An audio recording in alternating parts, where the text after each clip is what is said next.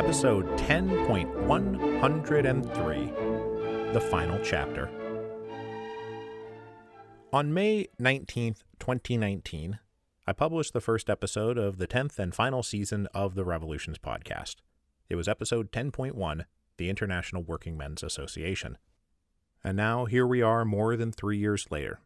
It took 39 episodes just to get through the Revolution of 1905.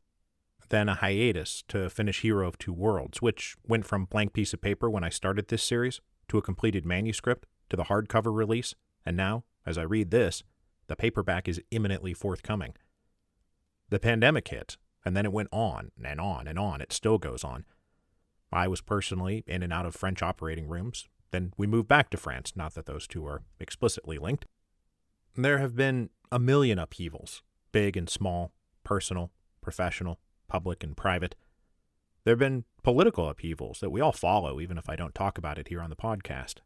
Wars and insurrections, mass protests and attempted coups, ruling class intrigues, systemic failures and insufficient responses. The greedy, the timid, the daring, the inept, the fearful, the blind, the cunning, the unwilling, and the bold, all crashing into one another. The unthinkable is thinkable, the impossible possible. The past, not even past, but the future staring us dead in the face. It's been a long 3 years that went by in the blink of an eye. Now in episode 10.1, we saw a scruffy crew of political dissidents and radical social activists convene in London in 1864 to plot a new course for European civilization, and, by virtue of Europe's colonial stranglehold on the world, to plot a new course for human civilization. Most of them were veterans of the barricades of 48, or at least the printing presses of 48, and they worked in the reactionary aftermath of the failures of 48. Their concern was a monstrously exploitive economic system enforced by the hired guns of the ruling class.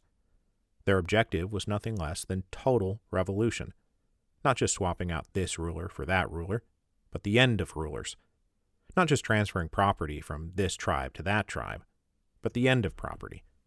Not just the rise of one tiny political faction overthrowing another tiny political faction, but the end of factions entirely.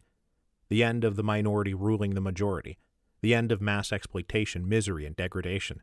The triumph of dignity, justice, and prosperity for all. Liberty, equality, and fraternity. Finally.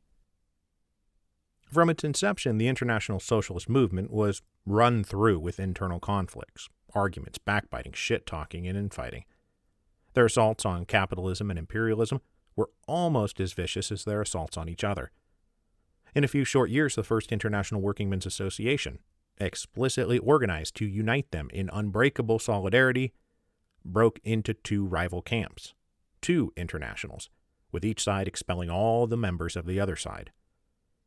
Purges and counter-purges were baked into the foundation from the start. And so it went for the Russian wing of International Socialism, through the decades where nothing happened and the weeks where decades happened. Marxist and anarchist, orthodox and revisionist, Bolshevik and Menshevik, internationalist and chauvinist, social democrat and communist, the left opposition, the right deviationists. Every few years or months or weeks, a new round of purges, expulsions, and walkouts, as any one of the several socialist parties out there broke into two camps, then those two into four, and those four into eight, those 8 into 16, each group declaring themselves to be the avatars of socialist purity and righteousness, and everyone else a block-headed bunch of losers. Now, in fairness, it's always easier for the defenders of the status quo to stick together. The status quo is a tangible, existent thing. It's here and now. It's what exists. Unity of purpose is simply defending what exists, protecting how things are. And not only that, they have the tangible resources to protect themselves because what they are defending are those tangible resources. Meanwhile, the fight to replace the status quo means creating something new that presently exists only in the imagination. It's a blank slate of infinite possibilities. It's a utopia approachable from an infinite number of paths, some of them leading in wildly different directions, up, down, around, or behind, to this valley or that mountaintop, or that paradise by the sea. And because there are an infinite number of places to go and an infinite number of ways to get there, the critics of the status quo, the enemies of the status quo, can divide into an infinite number of factions, while the defenders of the status quo can just sit tight and stay put. That's literally all they have to do. It's all they want to do. It's all they ever will do. And so the socialists and the anarchists and the communists fought amongst each other and within their own ranks. The battleground of factional infighting, from the First International forward, was always the Congress and the Executive Committee. Always and everywhere we find congresses and committees. Whatever the party, whatever the faction, congresses and committees. A Congress of Delegates would convene to vote on platforms and policies for this party or that party, but most importantly, to vote on the permanent committees who would supervise the work after the Congress disbanded. By simple practical necessity, the members of these various standing executive committees were empowered to articulate and enforce policies, platforms, tactics, strategies, and objectives. To win control of one of these executive committees meant winning control of the party, winning control of the movement, and possibly winning control of the whole revolution. It meant making your vision of the revolution the official vision of the revolution, and thus the only permissible vision of the revolution. From the standing committees of the First International through the executive committees of the Russian Social Democratic Labor Party to the Central Committee of the Bolshevik Party and now the Politburo of the Communist Party, we've seen time and again that winning control of these small committees, of perhaps 5 or 7 or 9 members, was a great prize. And this was the substance of Trotsky's critique of the Bolsheviks when he said, "In the internal politics of the party, these methods lead to the party organization substituting itself for the party, the Central Committee substituting itself for the party organization, and finally the dictator substituting himself for the Central Committee." The only thing he got wrong about this in projecting the future layout of the Communist Party is the additional rung of the Politburo between the Central Committee and the dictator. And while Trotsky was, of course, prescient, he did not complain much about these things when he was in the Politburo. Now, through the years, it was always woe to those who disagreed with the executive committees, especially if and when and where its handful of members realized they were empowered to set rules about who could be a member of the party, who could participate in party congresses, who was allowed to vote for members of the executive committees. Once control over the process was secured, the results would always be the same, because those who controlled the process controlled the results. This could become permanent once the executive committee established themselves as the court of final appeal, to whom all complaints must be sent and from whom all final judgments would be handed down. The circuit would be closed. Whatever the Politburo said was right, even when it was wrong. The only options left would be to conform, quit, or be expelled. Now, obviously, I'm talking about all this because we've come to the final chapter of the Russian Revolution, which, if it wasn't called the final chapter, would be called the Great Purge. In the Great Purge, Joseph Stalin would carry the logic of committee rule and banishment of opposition, logic that had been a part of revolutionary socialism since the days of Marx, Engels, and Bakunin, to its most monstrous conclusion. It was the final elimination of all mental, legal, and political lines that separated disagreement with Stalin from treason against the party, the Soviet Union, and the revolution. By the early 1930s, Stalin had danced his Politburo quadrille with ruthless agility, isolating and removing his rivals one by one until the only dance partners left were those of Stalin's choosing, and they only danced to the tunes Stalin called. But his victory brought him no rest. When you've played treacherous games against 1,000 hidden enemies your whole life, it's impossible to not see hidden enemies everywhere, all the time, especially once you've surrounded yourself with people who agree with you because they are terrified of disagreeing with you. And so we have this tragic irony that just as Stalin's power inside the Soviet Union became truly unassailable in the mid-1930s, he unleashed a massive campaign of terror. Stalin aimed his Great Purge at all levels of Soviet society. Up at the top, he aimed to eliminate Lenin's thin stratum of old Bolsheviks. Anyone who could claim political authority, legitimacy, or respect due to their own service to the party and the revolution, rather than simply Stalin's whims. In the middle rungs, he aimed at state bureaucrats, party officials, and local functionaries anyone who even so much as hinted at the existence of a method of communist statecraft different from the glorious system handed down by Comrade Stalin. This middle group also included pretty much anyone who had gotten a college education before the revolution, including most of the cultural intelligentsia, writers, poets, artists, musicians, theater directors, filmmakers, anyone who showed any interest of thinking for themselves. This also included academic elites like professors and scientists and researchers, plus that class of engineers and technical specialists and managers who had already been feeling the heat of political terror since the beginning of the first 5-year plan. And then last, but certainly not least, because they felt it the most, we have the general masses. Hundreds of thousands of workers, peasants, shopkeepers, secretaries, cleaning staff, teachers, people denounced for God knows what reason, put on a list, arrested by the police, and either shoved on a cattle car and sent off to a labor camp, or dragged to a basement where they would be shot. Now, explaining the Great Purge, of course, begins with Stalin's own paranoid megalomania and his obsession with eliminating personal enemies. Stalin would always act and behave as if the USSR, the Revolution, the Communist Party, the Central Committee, the Politburo, and he himself were all one and the same thing, and moreover, in a state of constant siege. They were encircled by enemies. Now, Stalin's paranoia was driven partly by an intense feeling of perpetual victimization, that he was always the butt of slander and unfair attacks from everyone else, that everyone was out to get him, and so he could always justify going off and getting them first. Stalin also came ready equipped, just as Lenin did, with the personality of a bully. When he saw people backing down, he didn't take that as a time to let up, but instead to go harder. That it wasn't enough to beat your enemies, you had to degrade them, humiliate them, and ruin them, and then destroy them. But while Stalin's own increasingly unhinged personality is a necessary part of explaining the Great Purge, it is not sufficient. Stalin's siege mentality wasn't just a psychological idiosyncrasy. It was the essential worldview of the Bolshevik Party.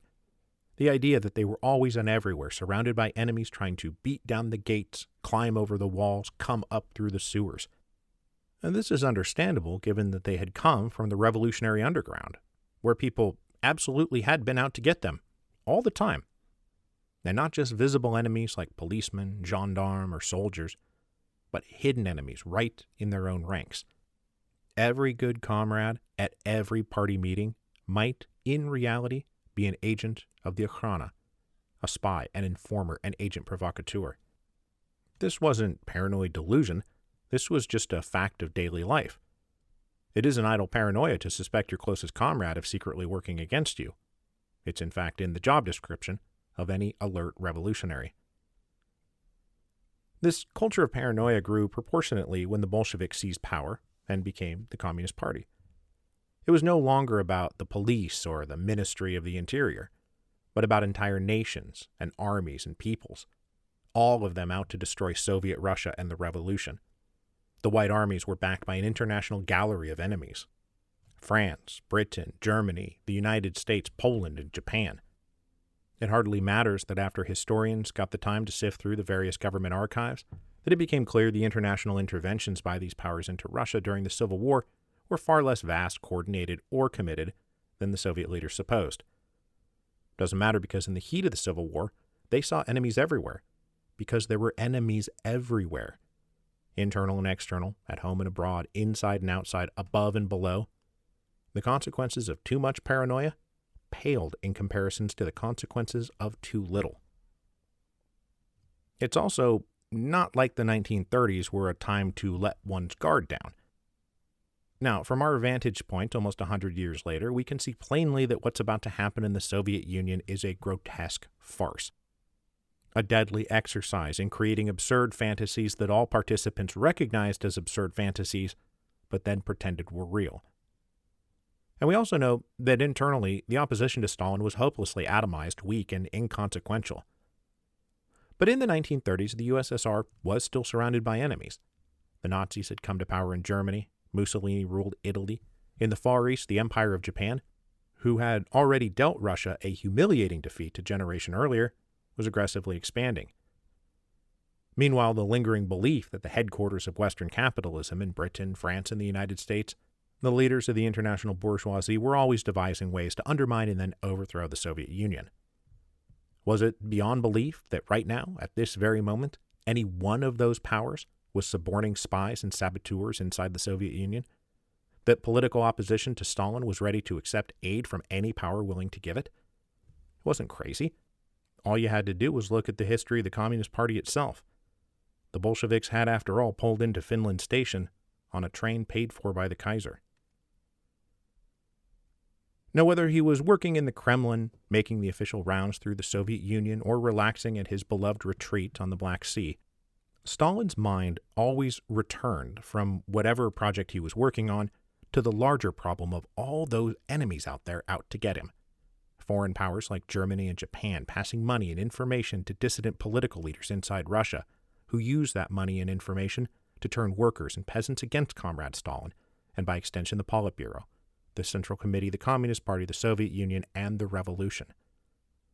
As his mind returned to this place, one face stood out clearer than any other. One voice rose above the rest.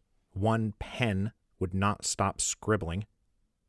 Trotsky, the stepson Daddy liked best.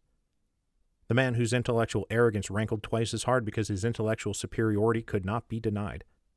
Trotsky, who embodied a totally legitimate communist alternative to Stalin, whose claim to being Stalin's true heir was distressingly plausible. Trotsky had been a world-famous political celebrity back when Stalin was an anonymous functionary. It's safe to say that Trotsky had lived rent-free in Stalin's head for 20 years, and time had only increased Stalin's obsession, his fear, and his hatred of Trotsky. And it's why Trotsky's name will be everywhere in 1936, 1937, and 1938. Every confession would include links to Trotsky. I met with Trotsky. I corresponded with Trotsky. I'm a member of a group led by Trotsky. Trotsky, Trotsky, Trotsky. It would always come back to Trotsky. Now, as with all of Stalin's paranoia, he was not wholly unjustified. All those people he had isolated and ditched in the Politburo quadrille, plus anyone associated with the old workers' opposition, or the left opposition, or the united opposition, or the right deviationists, all those guys had networks of friends, allies, and supporters who had been pushed out into the political wilderness, where they nursed deep and bitter resentments and plotted their comeback. All of them fully intended their time in the wilderness to be merely temporary. And when they staged their great comeback, it would be to fulfill the dying words of Lenin, "Get rid of Stalin." In the fall of 1932, the secret police uncovered a couple of long documents written by an old Bolshevik named Martymyan Ryutin. The first was called An Appeal to All Members of the All-Union Communist Party, and the other was a 200-page booklet called Stalin and the Crisis of the Proletarian Dictatorship.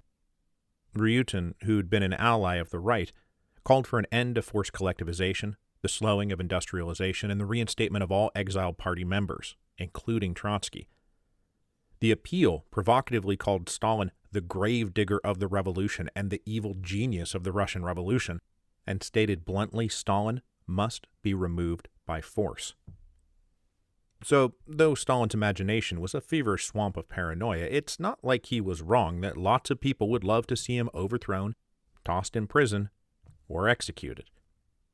These threatening anti-Stalin tracts enjoyed wide circulation among all flavors of the opposition, and when the author was identified, Ryutin himself was arrested and sentenced to 10 years in prison.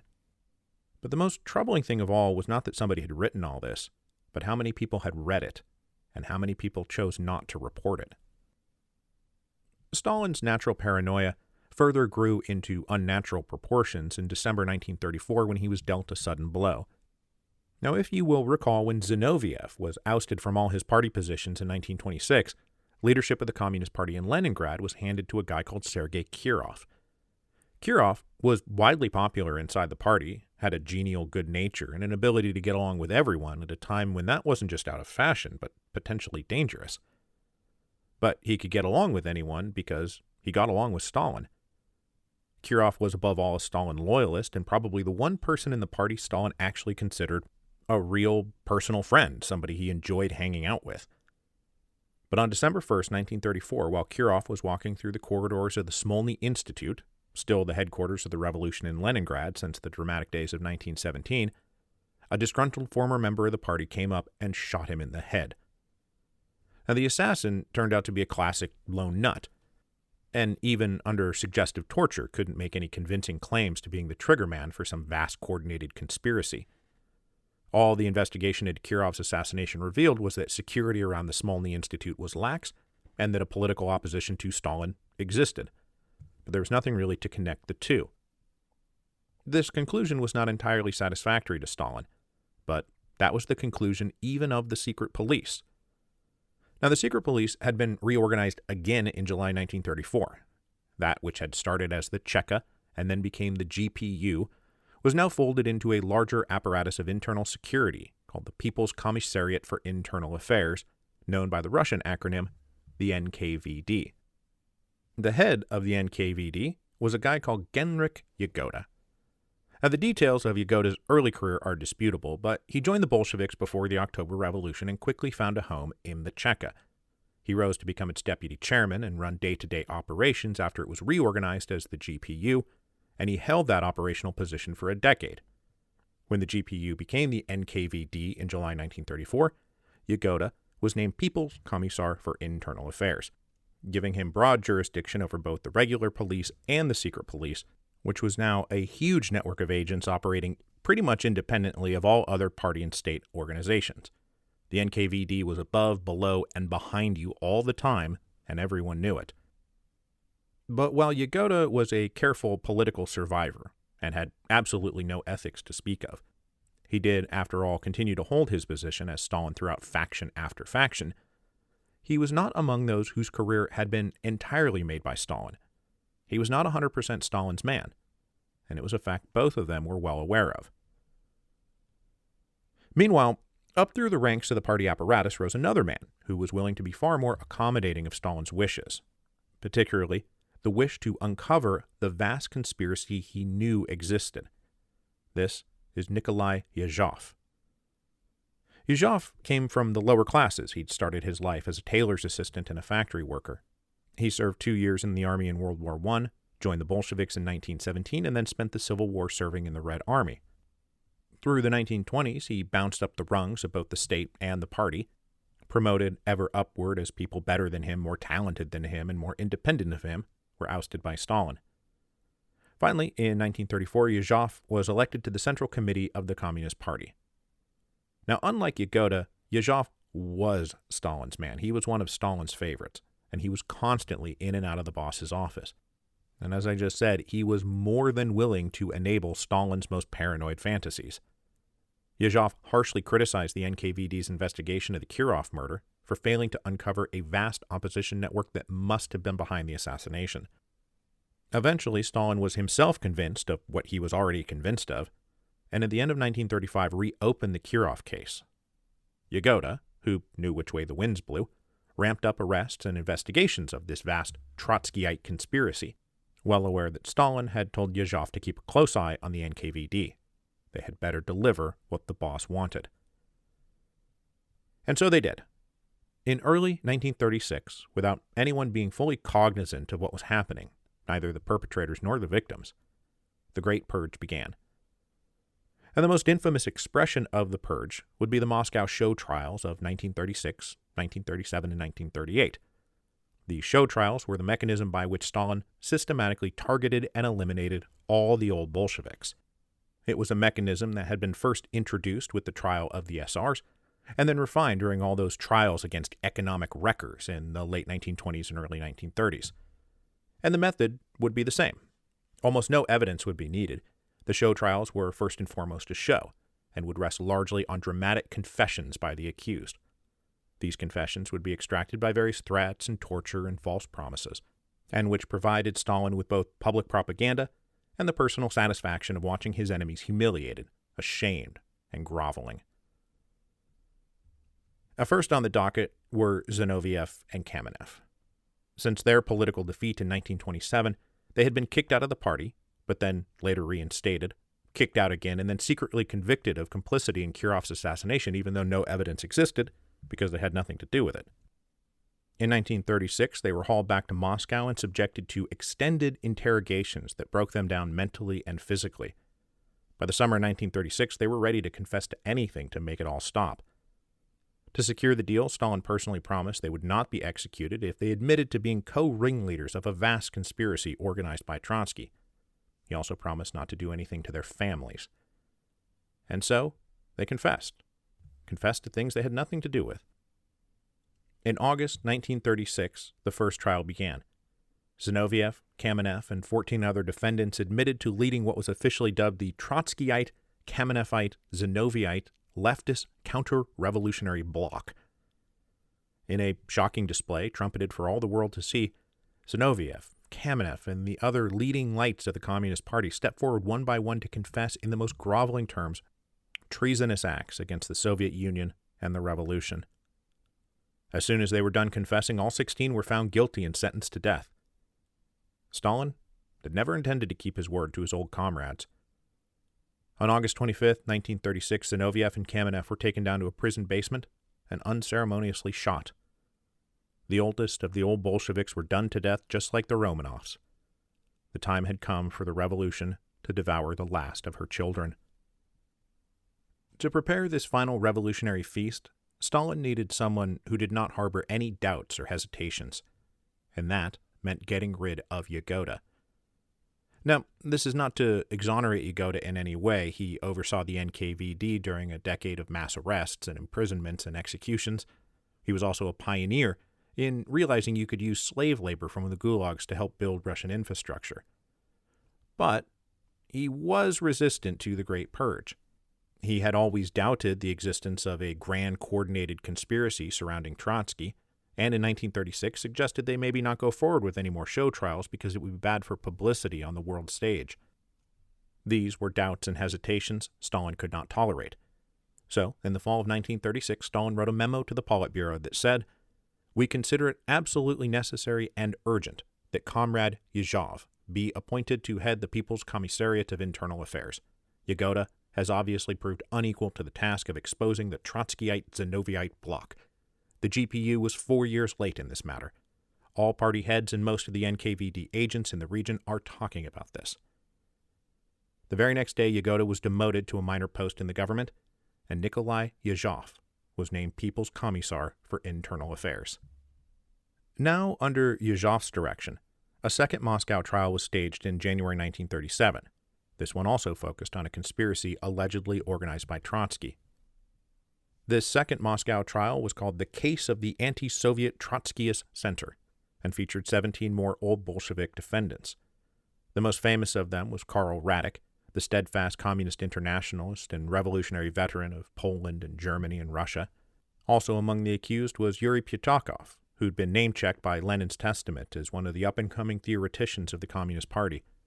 Standing beside them was also Grigory Sokolnikov, longtime Commissar of Finance. The charges were all absurd, that they were leading members of a conspiracy organized by Trotsky and backed by Nazi Germany to overthrow the USSR. 13 of them were sentenced to death.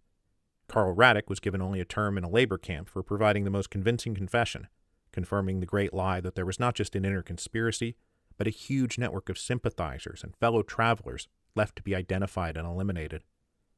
This trial was also broadcast for the whole world to see and hear. Shocking confessions of the most incredible crimes by the least likely suspects. It was unbelievable. As well, it should have been. Adjacent to the attack on the old party leadership, Stalin also targeted the upper rungs of the Red Army and Navy. The senior military staff was full of heroes of the Civil War who commanded respect, influence, and authority independent of Stalin, and who, by the very nature of the military's hierarchy, commanded armies and navies that might be turned against Stalin.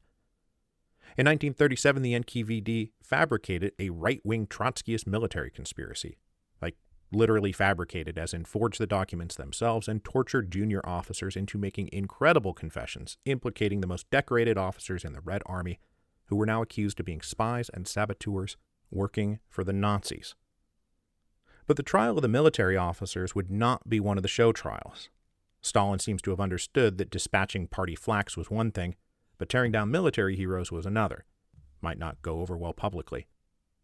So, in June 1937, they held a secret trial, done quickly and away from the spotlight.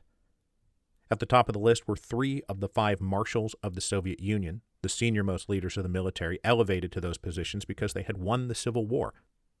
They were all found guilty of heinous acts of treason and executed right then and there. This trial was the beginning of a massive subsequent purge of the Red Army. Almost the entire uppermost rung of the officer corps was dispatched. By the end of 1938, about 5% of the total officer corps had been purged, including most of the senior commanders. So, heading into World War II, all the best and brightest and most experienced commanders the Red Army had were gone, which, I can tell you, had the senior leadership of the Nazi Party absolutely giddy with delight. Now, down a social rung from all those elite leaders, the Great Purge spread out into the middle strata of Soviet society, most infamously devouring the cultural intelligentsia. During these years, thousands of writers, musicians, scientists, poets, linguists, philosophers, playwrights, movie directors were arrested, imprisoned, sent to labor camps, or outright executed.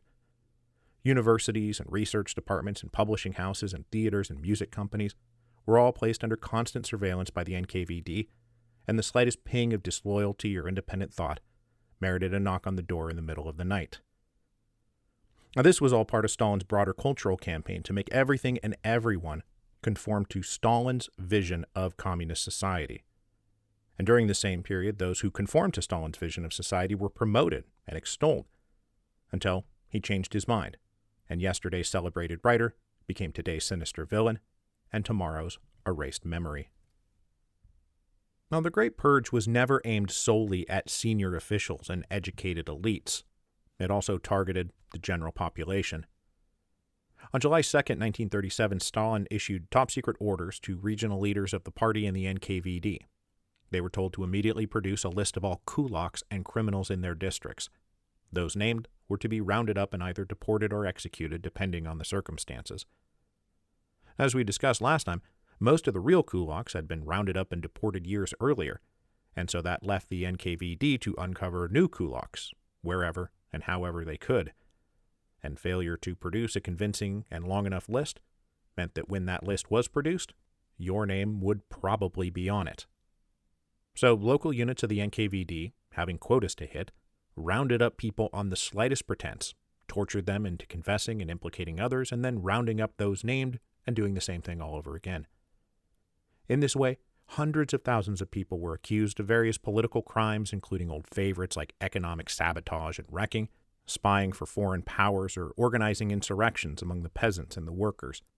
People would then be rounded up, tortured, and sign confessions that would be passed over to little NKVD tribunals, who would review and stamp paperwork they barely glanced at. There were only ever two sentences: deportation to the gulags or immediate execution. Now, the purge fell hard on the general population, but it fell disproportionately hard on non-Russian nationalities inside the Soviet Union. Poles, Ukrainians, Finns, Latvians, whoever. National minorities comprised 36% of the victims of the Great Purge, despite being only a fraction of the Soviet Union's total population. Sentences of death were handed down in about 75% of cases involving minority nationalities, and only 50% of those involving Russians. The purge of the Poles was particularly intensive. They accounted for 12.5% of everyone who was killed. Now, these groups were all targeted because they came from areas on the border with hostile powers and might be in league with those hostile powers. And so non-Russians were treated to especially harsh and unforgiving treatment because they were plausibly suspected of opposing the Russian Communist Party. Gee, I wonder why. After a nearly 2-year reign of terror that blanketed every level of Soviet society, Stalin delivered his grand finale in March of 1938. It was meant to put the final nail in the final coffin of all opposition. They orchestrated the third of the Great Moscow Show Trials, this one targeting all the remaining old Bolsheviks, with a special emphasis on all the right deviationists, since most of the left had already been purged. So this meant the group who had helped Stalin run the USSR in the late 1920s: Nikolai Bukharin, Alexei Rykov, Christian Rakovsky, Nikolai Krestinsky. For them, Stalin saved his most absurd accusations, beginning with the crazy charge that Bukharin and the others had plotted to assassinate Lenin and Stalin back in 1918, and ending with their alleged plot to partition the USSR and hand over all its territories to Germany, Japan, and Great Britain. Now, this is all clearly insane, and on the first day of the trial, Krasinski repudiated his written confession and pleaded not guilty to all charges. But he recanted his recantation the next day after being encouraged to confess with such persuasion that he dislocated his shoulder. Bukharin held out against confessing for the better part of 3 months, but finally the combination of the ongoing torturous interrogation and direct threats to his wife and son finally wore him down. Even still, when he stood up and confessed at his trial, it was only to vague crimes of opposition. He never acknowledged a single one of the specific charges against him. Not that it mattered. They were all found guilty. Bukharin himself was shot on March the 15th, 1938. With this final round of confessions and executions, pretty much the entire original leadership of the Bolshevik Party had now been liquidated. The people who carried the party into the October Revolution, through the Civil War, and all through the 1920s. Anyone that Lenin would have recognized as a colleague and collaborator and comrade was now dead. The original members of the First Politburo, Zinoviev, Kamenev, Bubnov, Sokolnikov, Rykov, and Bukharin, they were all shot. Only Mikhail Tomsky avoided execution by committing suicide in 1936. Expanding the scope beyond just the Politburo, practically every member of the original central committees who had run the party in the teens and 20s was now gone. Their death dates read like a roster of the leaders of the French revolutions, whose dates of death, no matter the year of their birth, is always -1793 and -1794. The Russian equivalent of this is -1936, -1937, and -1938. Everywhere you look, -1936, -1937, -1938. Though, in fairness, it wasn't all of them. Some of them made it to -1939 and -1940. Karl Radek was executed in a labor camp in 1939. Alexei Rykov and Christian Rakovsky managed to make it to 1941 before they were hauled out and shot. In the end, the men and women who had made the Revolution of October were devoured not by the revolution, but by Stalin, who rewrote all the history books to make October the work of 2 men and 2 men only: Lenin, the great infallible leader, and Stalin, his great and infallible heir. 10 years earlier, Trotsky denounced Stalin's actions as the onset of a Russian Thermidor, a cynical and conservative retreat from the revolution. But in hindsight, we can see that when Trotsky said all this in 1927, the revolution in many ways had barely begun. Collectivization, the 5-year plan, and now the Great Purge, this is not the stuff of Thermidor, but the most feverishly radical days of the Jacobin Reign of Terror. Now, Stalin was at least a passing student of revolutionary history, and he knew that after the terror must come a Thermidor. And so, in 1938, he abruptly shifted gears again. Rather than go down like Robespierre, Stalin decided to be the author of his own Thermidor, to play both parts in this unfolding historical drama. And why not? It's not like anything mattered. It's not like anyone could stop him. So, one of the defendants at the third and final show trial was none other than Gendrich Yagoda, charged now with unjustly orchestrating a campaign of indiscriminate terror, of presiding over the imprisonment and murder of thousands of innocent people. For shame, for shame. Comrade Stalin is ashamed. Yagoda was found guilty and executed in March of 1938. But sending Yagoda out as a sacrificial offering to the gods of Thermidor was not enough. In the summer of 1938, after the final show trial, Stalin turned on Nikolai Yezhov. He cut him out of the loop and trashed him in party meetings, which was a clear precursor to expulsion, as anyone close to Stalin knew, and Yezhov was close to Stalin. So Yezhov himself resigned as head of the NKVD in November 1938, but this did not save him. He was arrested in April 1939 and accused of, quote, massive, unfounded arrests of completely innocent persons.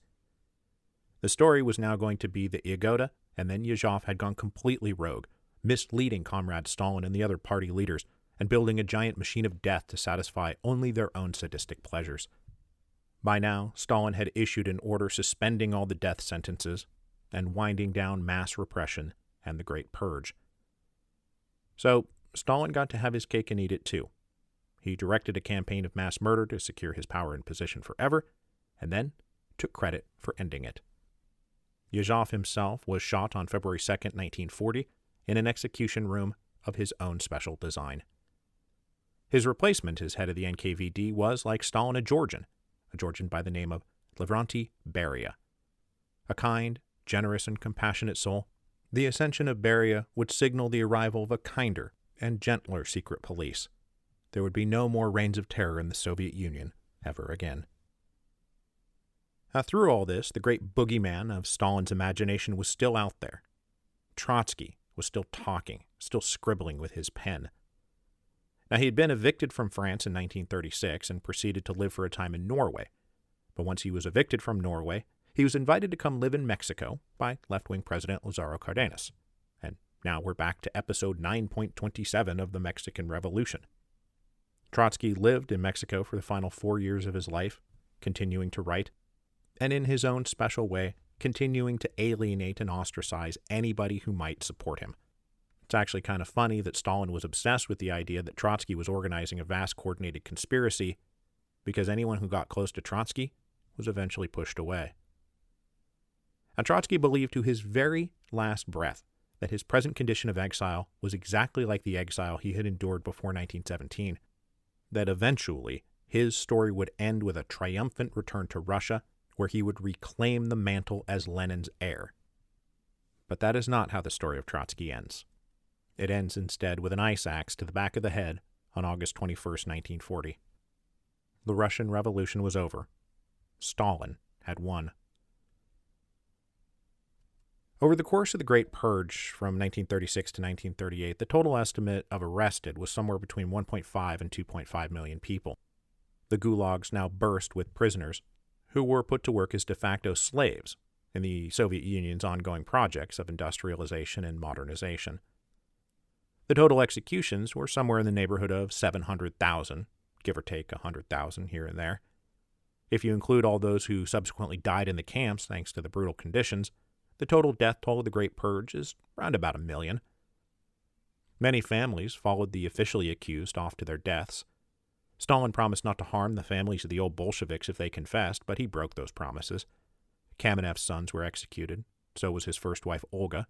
She was executed in 1941 along with 160 other prominent political prisoners, including the great SR leader, Maria Spiridonova.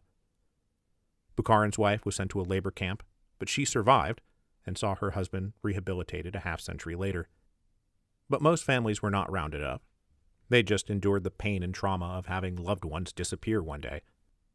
Typically, the families of those put to death were told their loved ones had been sentenced to 10 years in a prison camp, but they were forbidden to write home or communicate in any way.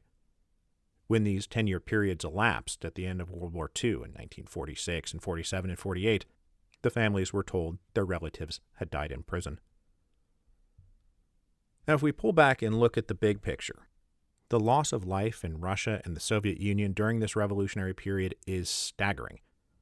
So not even counting the 2 million soldiers and civilians who died in the midst of World War I, we're probably talking about 1 million or 1.5 million people killed during the Russian Civil War, the 5 million who died in the famine of the early 1920s, the 10 million who died in the famine of the early 1930s, and here we've got another 1 million or so killed in this Great Purge.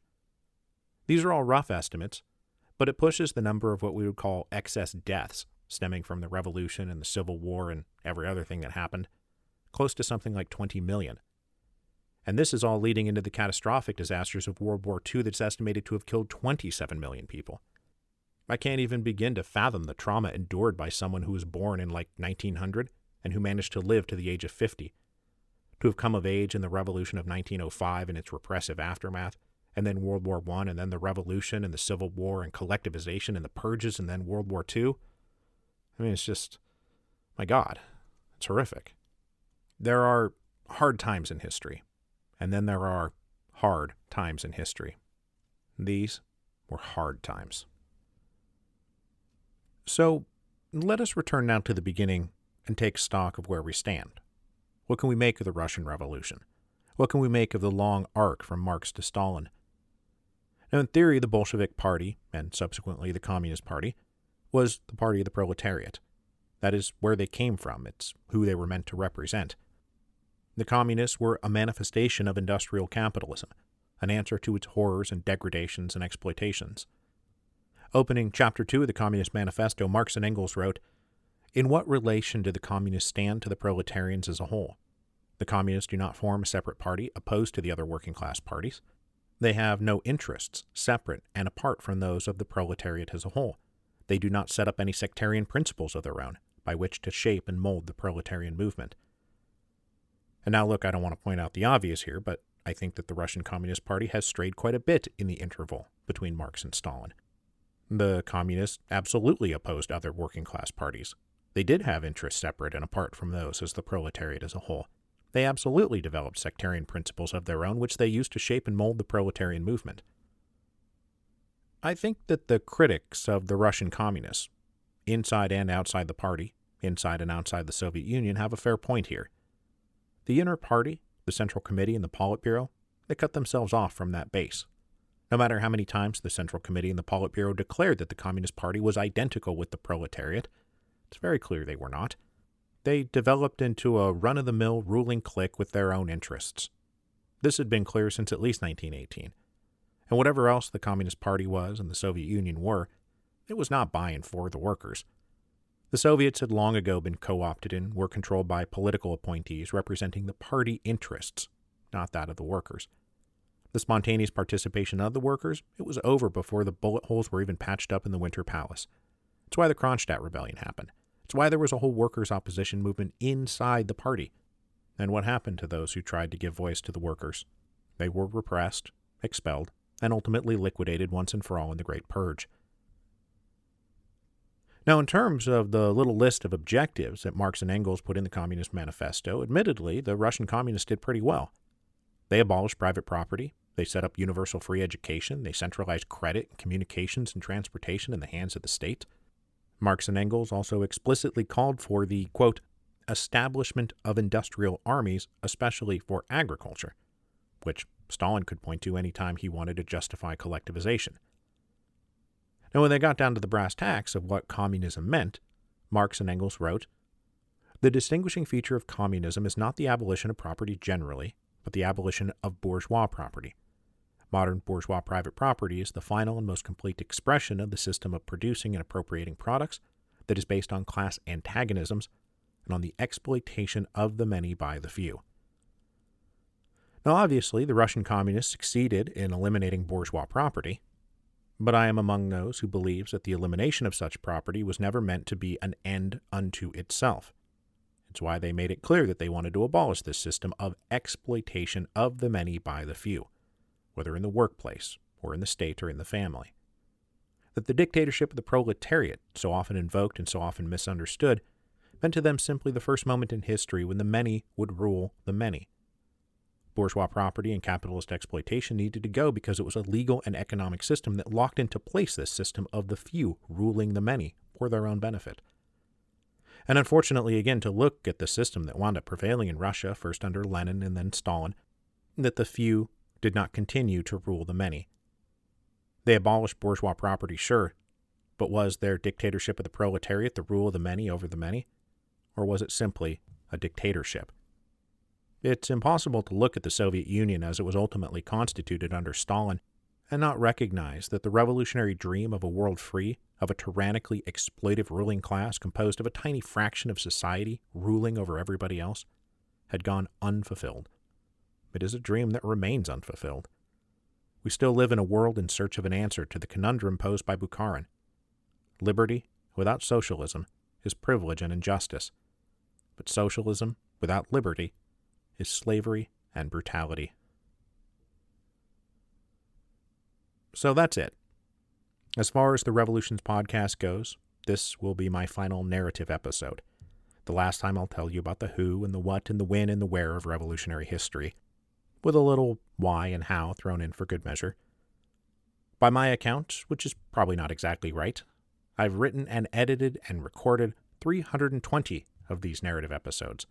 From the kingdoms of Charles Stuart, fucking Charles, man, to Stalin's Great Purge. I've written somewhere in the neighborhood of 1.5 million words, give or take. I've enjoyed writing and reading and sharing every one of those words.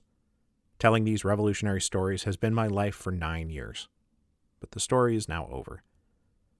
And the podcast isn't over, and when we come back in a few months, I'll do my wrap-up episodes, but those are going to be essays that are reflective and thematic, not narrative. The story is over. This is the final chapter. But even though the podcast is going to end, I'm not going anywhere. And you'll notice that published right alongside this episode is some information about a book tour and speaking engagements that will start up in September and October, a tour that will run concurrently with the last run of episodes. And after that, it's just more podcasts, more books, more of whatever else I happen to dream up. And I've still got a lot of dreams left.